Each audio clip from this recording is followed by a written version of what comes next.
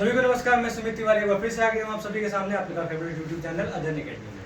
तो हमारा जो ये वीडियो का सीरीज जा रहा था, इसमें हम आज स्टार्ट करने वाले हैं फैक्टर अफेक्टिंग रेजिस्टेंस, जिसमें हमारा एक इंपॉर्टेंट टॉपिक आएगा रेजिस्टिविटी। ठीक है, आइए बात किया जाए इसके बारे में। तो फैक्टर अफेक्टिंग रेजिस्टेंस,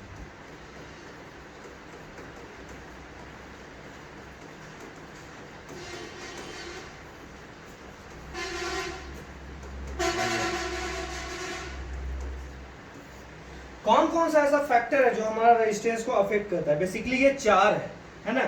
पहला हो जाएगा लेंथ ऑफ कंडक्टर, दूसरा हो जाएगा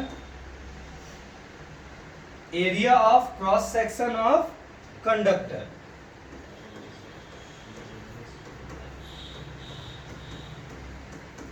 area of cross section of conductor,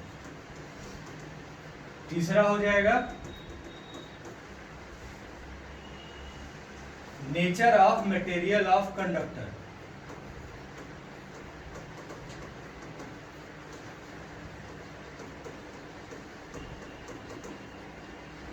and last one is temperature.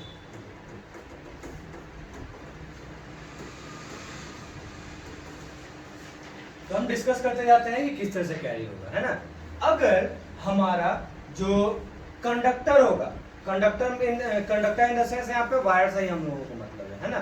जो हम लोग का कंडक्टर होगा, अगर उसका लेंथ ज्यादा हो जाए, ठीक है, कहने का मतलब कि बहुत लंबा लंबा अगर कंडक्टर हो जाए, तो वो वहां पे रेजिस्टेंस क्या हो जाएगा मेरा, उतना ही ज्यादा होगा। जितना ज्यादा कंडक्टर लेंथ ऑफ कंडक्टर, उतना ज्यादा हम लोगों का रेजिस्टेंस।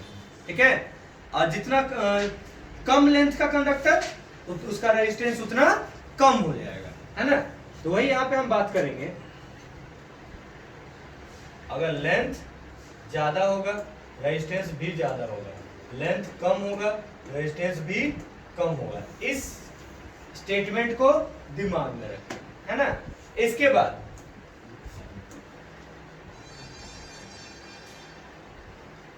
यहां पे हम क्या बात करेंगे, इसमें एरिया ऑफ कंडक्टर। एरिया क्या हो जाएगा, area in the sense thickness. कोई भी अगर हमारा वायर है, मान लीजिए ये बॉटल हमारा कोई वायर है, तो हालांकि परफेक्टली लग नहीं रहा है, यहाँ पे हम लोग देख रहे हैं कि इसका कुछ ना कुछ मोटाई है। ठीक है, ये मोटा इसी कारण हमें पता चल रहा है, वायर बहुत पतला होता है इसी कारण वो कम पता चलता है। ठीक है, तो इसके मदद से हम क्या देखेंगे, जितना ज्यादा ही हम लोगों का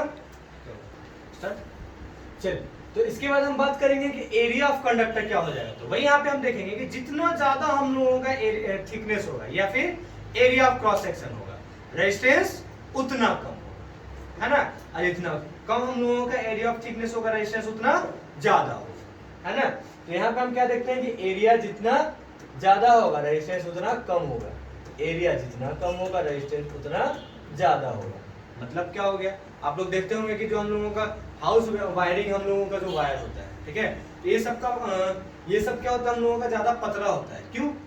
यहाँ पे रेजिस्टेंस थोड़ा ज्यादा होता है, वो उतना यहाँ पे जरूरत नहीं पड़ता है ना।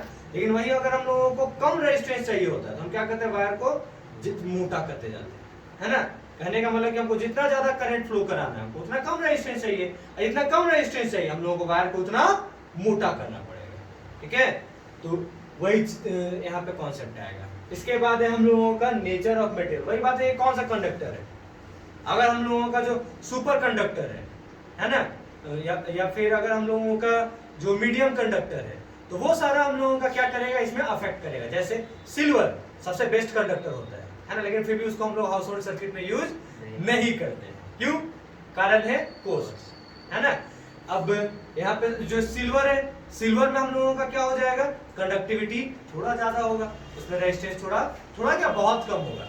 इसी के अलावा अगर हम कॉपर वायर ले ले, जिंक वायर ले ले, तो सिल्वर के मुकाबला वहां पर रेजिस्टेंस थोड़ा सा ज्यादा होता है। ठीक है, यहाँ पे वही हम लोग बात करेंगे कि इसमें हम लोगों का मैटर करेगा नेचर ऑफ मटेरियल, कि मटेरियल कंडक्टर कौन सा है। हम लोगों का सिल्वर है, कॉपर है, जिंक है, क्या है, कैसा वायर है। लास्ट हम बात करेंगे टेम्परेचर। टेम्परेचर में हम लोगों का क्या बोलता है, टेम्परेचर में हम लोगों का यही बोलता है कि resistance of all pure metal increases और raising the temperature and decreases the lowering in temperature. कहने का मतलब वही है कि अगर हम लोगों का रेजिस्टेंस किसी भी वायर का अगर टेम्परेचर बढ़ रहा है तो यहाँ पे रेजिस्टेंस भी बढ़ेगा, अगर टेम्परेचर घटेगा तो रेजिस्टेंस भी घटेगा, ठीक है।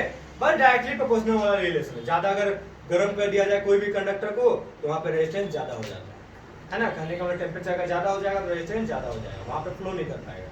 इसी के कारण कोई भी हम लोगों का इलेक्ट्रिक इक्विपमेंट अगर गर्म हो जाता है तो तुरंत उसको हम बंद करते हैं, ठीक है। मोबाइल भी आजकल गर्म हो जाता है तो हम लोग तुरंत उसको चलाना बंद करते हैं, क्यों? रेजिस्टेंस ज्यादा हो जाता है, रेजिस्टेंस ज्यादा हो जाएगा तो प्रॉपर वे में काम नहीं कर पाएगा, ठीक है।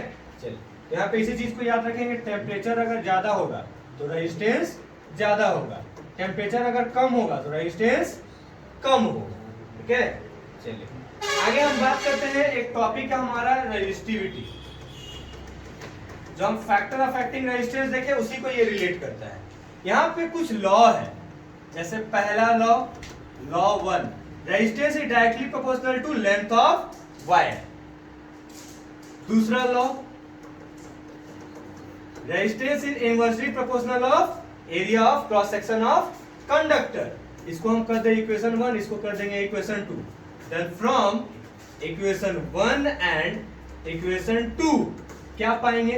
Resistance is directly proportional to L by A, है ना। अब अगर प्रोपोर्शनल हटेगा तो क्या हो जाएगा? कांस्टेंट आ जाएगा रॉ, एक कांस्टेंट आ जाएगा रॉ, है ना। और इसी रॉ को हम नाम देंगे रेजिस्टिविटी।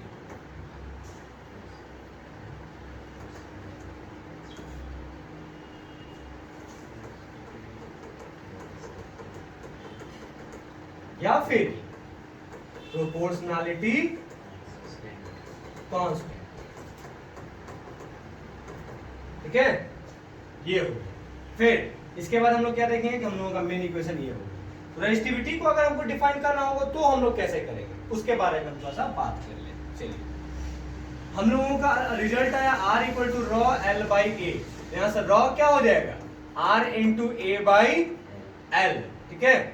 तो अगर हम मान लिया जाए एक कंडीशन अराइज करते हैं,